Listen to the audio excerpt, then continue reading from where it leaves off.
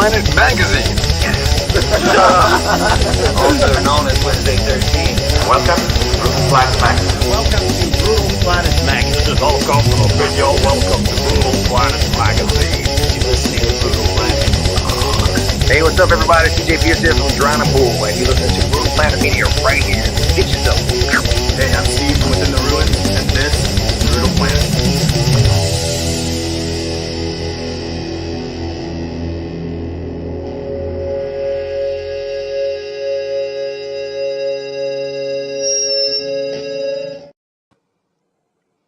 Greetings, Brutal Planet. We're live today with Mr. Randy Dominguez, and this is kind of an interesting interview. We usually talk to bands, but you actually did a documentary about the Jersey sound, and I don't think a lot of our followers will realize how integral Jersey was to the metal scene, especially in the 80s. Mhm. But let's start at the beginning. Tell me to start, like, what inspired you to do this documentary, man?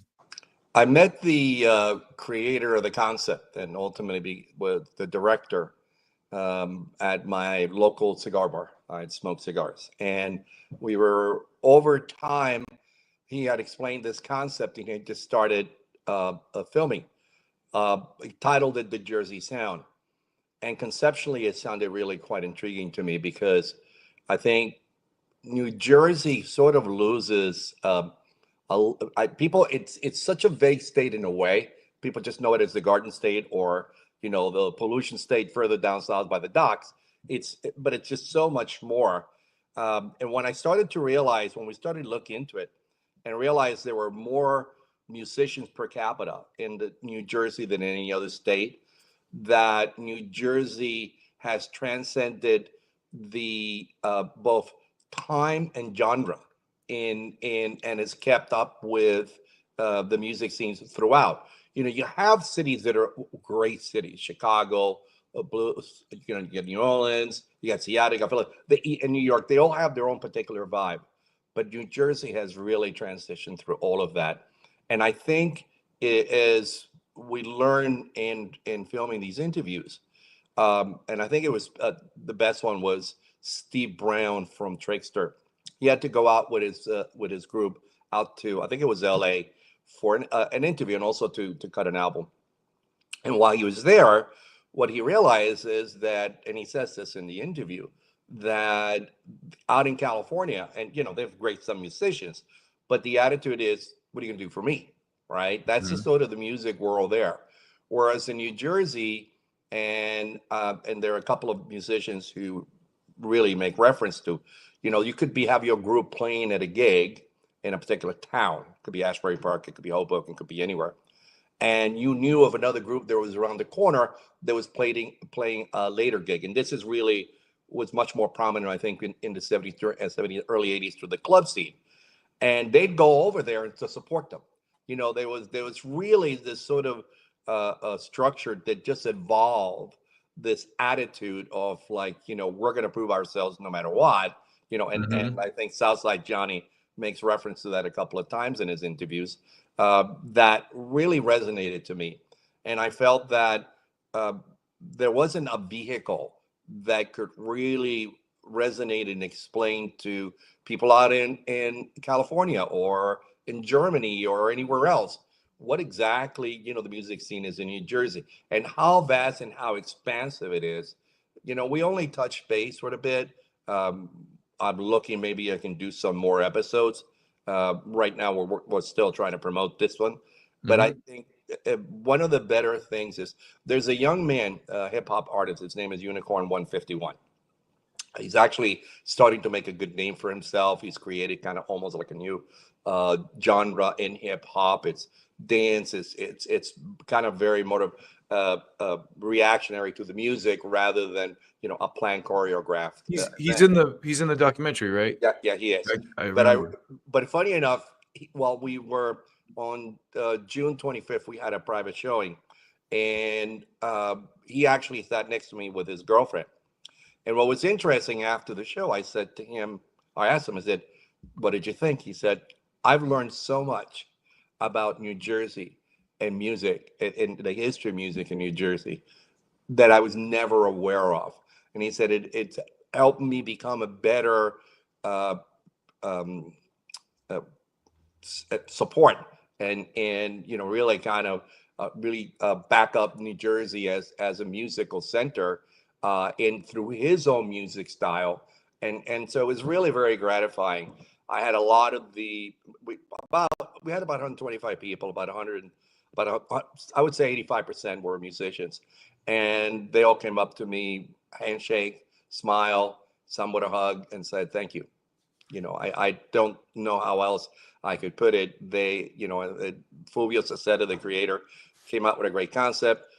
We were able just to bring this along to something that could resonate. And I wanted it to be something that could be uh, translated into another language, that we're looking to do Spanish, we're looking to do French and German, um, because I think it really tells the story in a concise way. And we have such great interviews, uh, some great comments, some of the individuals, as you saw in the film, that makes you smile. But, some of the people that stood out were Steve Brown has been an incredible support for us. He's a great musician. uh, uh, Little Boss, London, I think it's her name now. She's a young little hip sort of rapper, and she really resonated so well with the audience because it was a sort of you know uh, um, genuineness and sort of youth to her that showed that music in New Jersey keeps moving forward, and that you have all different ages that are happy to be so involved and be part of the whole Jersey music scene. Yeah, one of the things you just said that really kind of struck me is about the kind of how vast and like rich the cultural history is there versus like a city like Seattle who kind of had its moment in the 90s and also has like Jimi Hendrix and Hart, you Hmm. know. But New Jersey has, you know, I just the list goes like from Les Paul, Sinatra to Bon Jovi to Springsteen to My Chemical Romance and Skid Row and Bouncing Souls, Cool in the Gang, all these different eras of music, and I think to your point too, it's cool that you made this just because I feel like Jersey's kind of always been overshadowed by New York kind of in the popular mindset. Yeah, it's interesting because if you notice at the very beginning, my editor of my website, it's actually just the jerseysound.com, is really just wrote the script. He's a writer by profession. He's a very good Mhm. writer. And what him and my editor is Ryan Hanreddy, who's also a young, really up and coming editor. He's got a lot of great ideas, and he has a really good feel for it. Um, they came out with this whole concept of New Jersey is sort of the middle younger brother between Philadelphia and New York, and I thought that was a really great way to present that we were sort of like the third the young kid that people don't know or don't care to know, and then we said no, you need to understand who we are because we're here to stay, and our musicians are really have as I think. Uh, Southside said they have they have an attitude. They know it, and they're happy to show it. Yeah, so there's a couple things I want to talk in at Hmm. length with you a little bit about. The first being there was a point where they talk about Joey D and the Starlights, this kind of doo-wop group, and Hmm. and Jimi Hendrix was the lead guitarist for that band, and Joe Pesci was in that band at They one were, point. yeah. Joey D is just an incredible, incredible guy. I mean, the to sit down and talk to him, the breadth of experience that he has, his passion still for music, really resonated a lot. And there are a couple of other musicians who had other really went on their own right to become musicians. Southside Johnny, the oh my God, the Little Rascals. If you see some of the people that went through them, they're pretty unique individuals in their own right. So I think it's the uh, breadth of being able to show some of that history, kind of reflect backwards with some of these great individuals we're so passionate about the stories that can give some insight that, Jimi Hendrix wasn't Jimi Hendrix until later part of his career, but Mhm. he was still influential and he learned from some of these incredible musicians. So there's also kind of an interest on the Jimi Hendrix note, like Asbury Park. So there's kind of like a whole theme where I can't remember the guy's name, but he talks about playing with Chick Corea, Oh and yeah, he what's the who's that? I didn't Al catch it. DeMilla, Al DeMiola. Was that Al Di Meola with Yeah, the glasses? yeah, Oh my God, I yeah. love Al Di Meola. I can't believe I didn't know that was him. But he talks about his dad. He's like, I'm going to play Carnegie Hall with Chick Corea, and then he goes, they're like, no, no, no, and he said it was acid, acid, acid that kind of Yeah. took him. Is Asbury Park kind of like the East Coast Uh, equivalent of Haight Ashbury in the West, or like not is that not really in that sense. In that Ashbury Park is sort of near. Well, there's a lot of it's a family kind of that area of New Jersey is sort of family oriented. okay? But there are so the towns are very unique. Certain towns are just really for younger people. Other towns are really more for families. So the Asbury Park is a mixture of both. It's a great city. There's a lot that's always going on, and in fact, that's where I had my private showing was in Asbury Park, because there's a certain significance.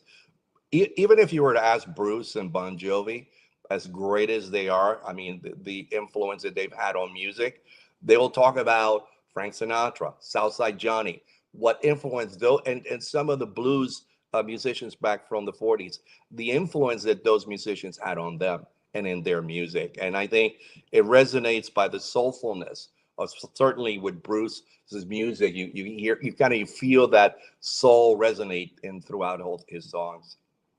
Yeah, and there was a whole theme of kind of like the jazz scene and the integration part of it. I think Joey D talked a little bit about that, and there was a whole thing with Clarence Clemens and him kind of coming into the fold and so I guess talk a little bit about that era too. You know, there are these were all transitional periods. I mean, the thing is, when you're talking about uh, certain time periods, there was multiple genres going on. When the metal was coming in heavy, metals was sort of eventually transitioned. You had that period with you had the disco and there was a clash of music scenes and stuff. And I think, and I don't remember who it was, but one of the musicians who's he's not a composer, but he's a guy who can create music, right? A mixer, and he said, I can take some of this music, turn it into dance music because people were starting to realize that that was a scene that was coming up. So there were people who saw there needed to be a change, and even those club scene musicians started to realize that they needed to step up to the game or not get paid, because that's really what it came down to.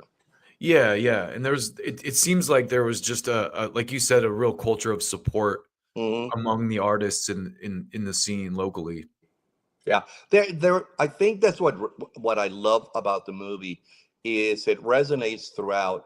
Um, Towards the at once the film finished, I invited a number of people who wanted to stay, and I'd buy them a drink or two after the show. And I have took an interesting iconic picture of Unicorn 151, his girlfriend, and Bobby Blitz from Overkill and his girlfriend. I love it. And see, I have the old world and the new world chatting. I had an opportunity to chat with both of them together, and there was just a respect that was reflected in their conversations and their willingness to share what they did, a little bit of their history, and just talk about the music scene in general. It's just there is a collaboration, not necessarily intended, but just by the nature of how these musicians grew up. By the way, you had mentioned heavy metal. I don't think a lot of people realize that Metallica, the two of the brothers, originally are from New Jersey. And Oh, so, wow. yeah, so what Well, transpired? I actually wanted to talk about Johnny Z because a lot of people don't know that, I mean, Megaforce but he's really who kind of broke Metallica. Oh, absolutely. Absolutely. Interesting enough, he had them drive all the way out to California because that's all they could afford to do, uh, to start, cutting records out there. And obviously they made it big. So that I think people sort of look at Metallica and think, well, they kind of started there. Well, their original origins were actually in New Jersey. So it shows, again, the breadth and scope and how people aren't really fully aware of all the things that are really going on in the inside of the music world. Yeah. So there was, I didn't realize too, outside of Bon Jovi. Well, let's talk a little bit about Bruce Springsteen too, because one of the things too that really struck me about just the Jersey sound in general is the authenticity and kind of like the blue collar side of it. But even through Bruce Springsteen, there's like to draw a parallel to today. Max Weinberg, obviously, his son played with Slipknot and now plays with Suicidal Tendencies. But I guess to go back to the Bruce thing, I guess talk a little bit about the influence he had and kind of his effect on the. I think sound. Bruce started in a way his a new sort of blues folky kind of music, not pop, but it was still very popular because his music really went out to all different genres, all different ages. And I think he set the stage for people to start to realize that there's more to it than just the Hoboken sound, or Frank Sinatra, or that Bruce brought it up to the next level. And I think through him, the name Asbury Park became obviously more associated with him. The 70s and 80s, when we had the drinking age at 18, that's something that we did address, actually.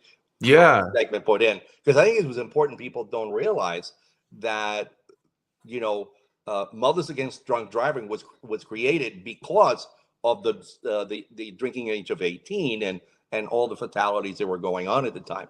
But a lot of just to interject there, the film talks about this a little bit, but the troops, like people that were in the military and stuff, were 18 and like fighting in Vietnam, but they couldn't drink, so they were going across the bridge. To explain that a little bit. So New Jersey had a drinking age of 21. New York had a drinking age of 18. And I think, if I can recall correctly, I think Philadelphia also had a lower drinking age. So it was easier for young kids to go across the bridge, get drunk or party on like crazy and come back here because they were able to drink. 18-year-olds, 19-year-olds, 20-year-olds.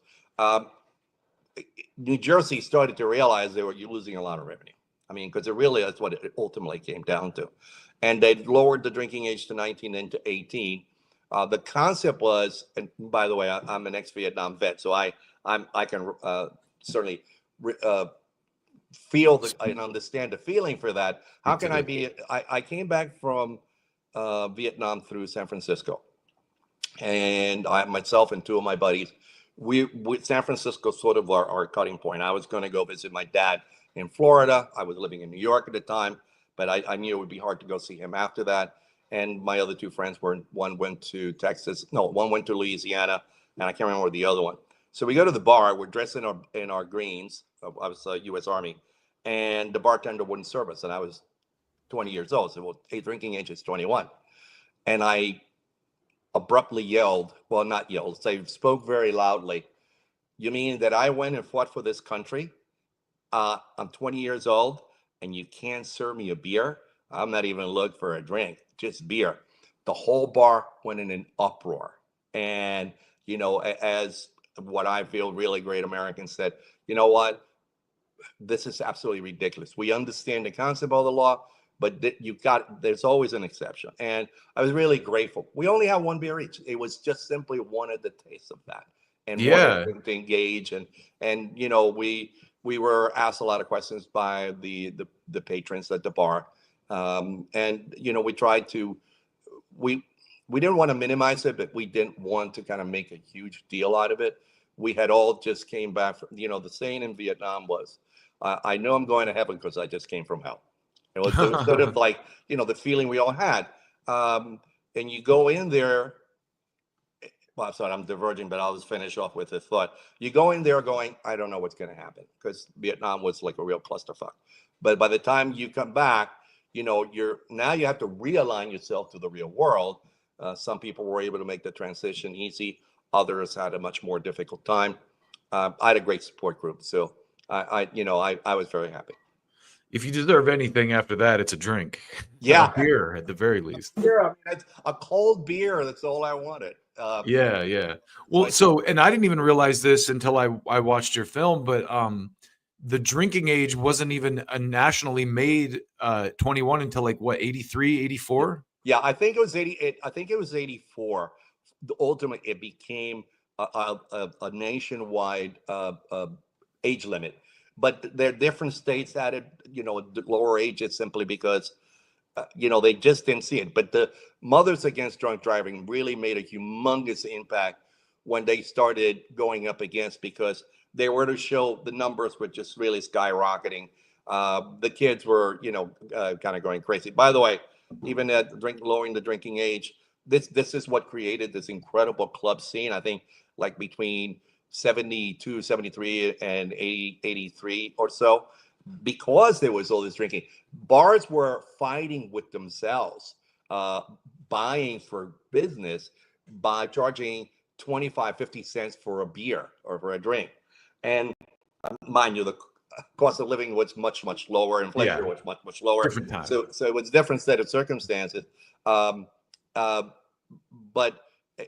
some of these clubs could pull in 1,200, 1,500 people in a night.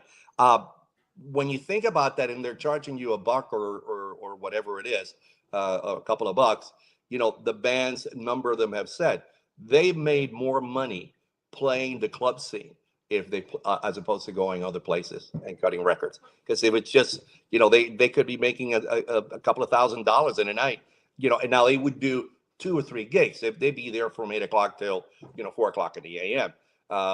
So it was just, and it was a big party time for everybody.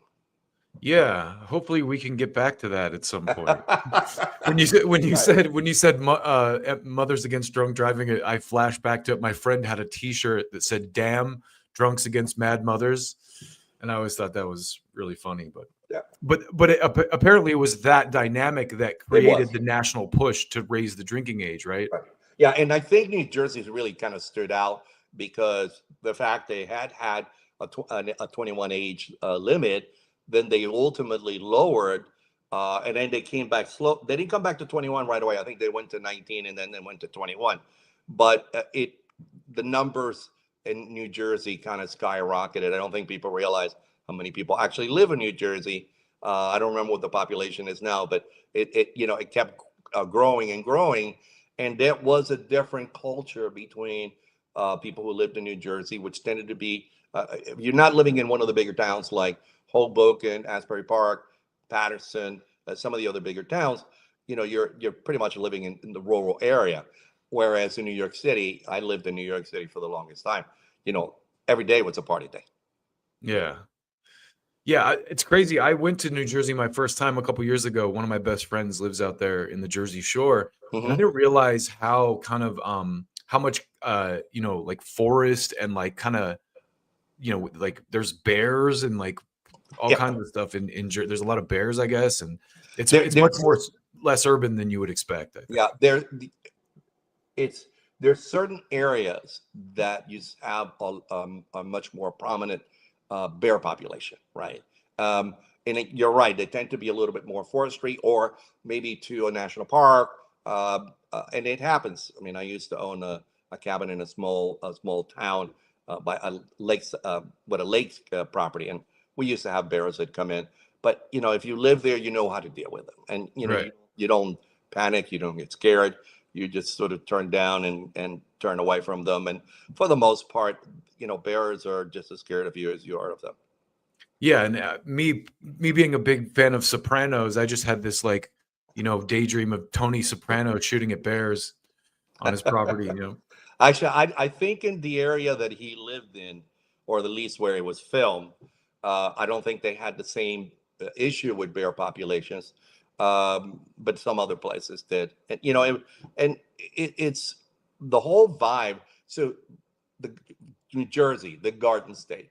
The first time that I moved here with my ex-wife, and we are going on vacation. I think towards the end of April, and we came back, and then we saw this incredible bloom of azaleas in multi different colors and flowering and all this, and we go, oh, this is why they call it the Garden State. But there's more to it than that. We do produce, and we do produce a number of different things. It's just a vibe, and I think Southside said it best. We have an attitude. It's like we don't care. This is who we are, and this is who we're going to be. Yeah. Yeah. So it's just to continue kind of going down this timeline, aside from like the metal world, obviously New Jersey has produced bands like Overkill and Twisted Sister and Bon Jovi.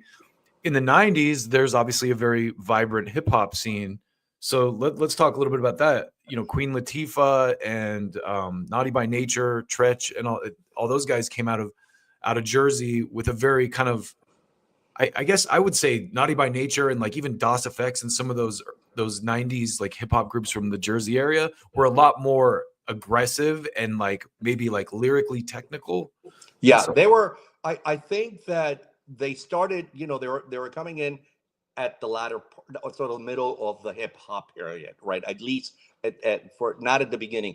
And I think, Queen Latifah is just an incredible singer, incredible actress. She's involved in so many projects that I think she saw that we needed to elevate this from the gangster rap that really kind of started this stuff. The sort of violent, vicious vernacular that was being used to something that would appeal to a larger audience. And for that, it needed to be a little bit more sophisticated. It had to step up a bit. And I think she was influential in bringing that, Naughty by Nature as well, bringing that up to the next level. And I also believe that her transition helped move the hip hop movement forward, which again, I give her a lot of credit for that. I was just thinking about, my daughter is way into hip hop, and I was just thinking about, she's into like Lauryn Hill and a lot of these 90s artists now. And I was thinking about Queen Latifah the other day, because as far back as I can remember, outside of like Salt and Peppa, maybe, she was one of the biggest, female rappers in that era. And there were quite a few that just I didn't really think about it recently. There's a lot of popular female rappers now that they laid the groundwork for. Well, I think it's interesting you bring Salt and Pepper. They were one of my favorite groups. I love a lot of their music, but they were hip hop with a touch of pop. Right. Their music tended to be much more dance oriented. You can play it up at a club and you can see everybody getting up and dance. Whereas as they transition forward, some of the hip hop became a little bit more soulful and introspective in some of their music, or they tended to be more of a folksy love story, hip hop version. And I think it's great. You have some. Right now you have some really incredible young women who I think are really kicking ass. Yeah, hip hop's bigger than it's ever been, of course. And I thought it was cool because you kind of went back into the jazz era, and one of the guys said, jazz is American music, and the rest of the world started copying it. And it's kind of like, I think kind of everything that we have today kind of blossomed from that, No, I'm sorry. I agree completely. Again, this is why it was so important to give a glimpse, because that's all that really I think I've been able to do, but also add the flavor of how these individuals, through their individual stories. And that was the part that was a little difficult in connecting in the way that they were originally interviewed. It took my editor quite a bit of time to find the right mixture. How do we connect the dots without being, without seeming like we're being linear and then try to follow historical? We wanted this, at the end of the day, we wanted this to be entertaining and enjoyable, and yet, factually accurate. Yeah, it's got to be tough I can only imagine the task that an editor has to go through to edit a documentary of this scale, where you have all this hours of interview footage and historical footage and things you got to kind of compact into just the stuff we'd have to do is hard work, but that I imagine is. Well, the director created Fulvio Cesare. he put in a lot of time as well. It's just that we weren't really able to give the direction that I felt we needed. And at the end of the day, we parted companies because his objective was not what the original objective that I thought we were going for. But you know, it's his creation. All I did is I carried it forward. We built a great team of individuals. My associate producer and clearance supervisor, Monica Mason, is just superb. She has a lot of experience in the film industry. You know, Mark Mulch, who is my music supervisor, is also a musician on his own right. He's actually collaborated with Steve Brown on a couple of songs and was influential in helping with Steve get us a lot of the interviews that we had. You know, my editor, Ryan Hanratty, as I said, you know, he's been just superb. Sorry, but I have to mention because I love these guys. Go ahead, please. Yeah, Mike Greenblatt, as I mentioned, the editor of my website. And by the way, if you're ever interested, and anybody else listening to this, it's just thejerseysound.com. All small caps, no spaces. We have a monthly newsletter that we put out. I'm getting, like, on my website, about 50,000 hits a month. There are people who resonate. And we started with, like, maybe earlier this year, about 200 or 300 emails. We now have 5,000 emails, and it's growing because we really tell the story. And each time we try to highlight either an individual musician or you know, remember someone who might have passed, or a particular musical event that's significant in New Jersey. And you know, I'm very pleased with the job that my team is doing for this. Yeah, it was a really interesting journey for me because, you know, I'm a music lover for life, and just to go back through all these, just the list of bands, like from past to present, and artists that have affected me that are from New Jersey, all the way up to bands like Dillinger Escape Plan and Coheed and Cambria and My Chemical Romance, more kind of like recent, you know, Jersey staples. You know, so it was a really cool journey for me. And then to go back through, you know, I grew up listening to hip hop, obviously, and heavy metal and stuff like that. So there's just so much rich culture there that I think. And then the Johnny Z thing, you know, that guy really largely responsible for, you know, the kind of thrash metal that we have today via Metallica and Anthrax, and being that guy who was just an advocate for those bands, you know. Yeah. Do you know that he started just first collecting metal records back in the 70s? And over time, he had a big collection. One of the interviews is on the film is with Maria Ferrero. She owns Adrenaline. I know Maria. Yeah, she's Maria's really great. an awesome babe. I She's love a her. legend. She's been in this part of this for a long time. Well, she worked with Johnny C in a number of different things for quite a long time, and so she was really kind of key in how that evolved. But she was also part of the history, and she was able to, in her interview, kind of talk about how Johnny C started by just selling records. That's how she met him. She saw, oh, these, you know, used records. I want to go check it out. And then he built that from there. He was able to get a couple of, I mean, Metallica was a huge find for him. Yeah. But he had also, at this point, developed relationships that he could go out and start to promoting these things. Yeah, and I love his story because I can relate to it. He's just a guy who loved the music and was passionate about it, and you know, so passionate about it, he wanted everyone to hear it, and as a result, you know, created kind of the legacy that he has today. I loved kind of the he said something in that film that was so great. He goes, you know, metal is like almost like a religious thing, and if you were a big metal fan in 1983, you're probably still a big metal fan today. Yeah. Yeah, he's absolutely right. I don't think that's something that doesn't change. I'm more, you know, I love all genres. I can't say I'll be honest, I wasn't a fan of the original gangster rap. That just didn't appeal to me. I'm Cuban, so it wasn't like a white thing or black thing. To me, it was just, I just felt it was disrespectful of women and other sectors of the industry. But they had a message. Now, one thing I did respect is they were able to get this message across, not the way I would have liked to have heard it. But over time, now you've got these other groups who have grown within the industry and have realized that you need, like you mentioned, Queen Latifah, you needed to sophisticate this a bit. You couldn't leave it at that guttural, sort of rough gangster style that started that particular movement. Now it's much more sophisticated. Like you said, there are some just great young stars out there who are shining. Yeah, hip hop is such an interesting genre because, growing up, I grew up in a white suburb, so I wasn't a huge, like, I didn't relate to rap that much Right. as a kid. It wasn't until I started hearing groups like The Far Side and DOS Effects, who were actually more about kind of like, it wasn't about like, I'm a hard G from the hood. It was more like, hey, we're fusing these cool lyrical concepts together and telling stories with our lyrics and stuff like that, that I started to appreciate it, for the art form that it is.